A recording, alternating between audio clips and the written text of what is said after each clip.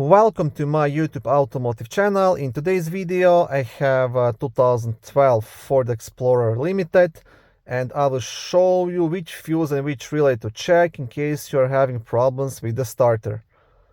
This video will apply to Ford Explorers made from 2011 all the way up to 2015.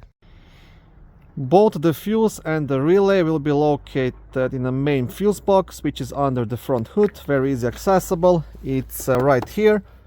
Now to lift the cover, you'll have two black tabs. You want to press them at the same time and lift up.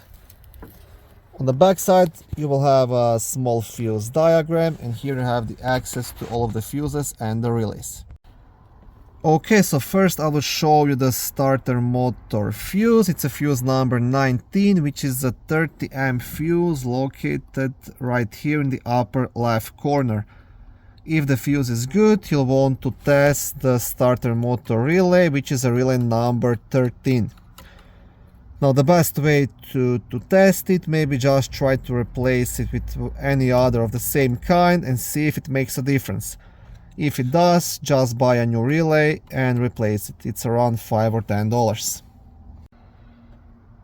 If both the fuse and the relay prove to be good, you'll have to dig a bit deeper and start looking towards the starter itself or a possible wiring issue.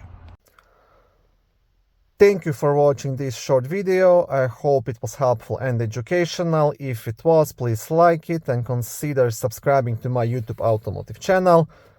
On my channel there is lots of how-to videos, do-it-yourself videos, car reviews, product reviews and other similar automotive topics.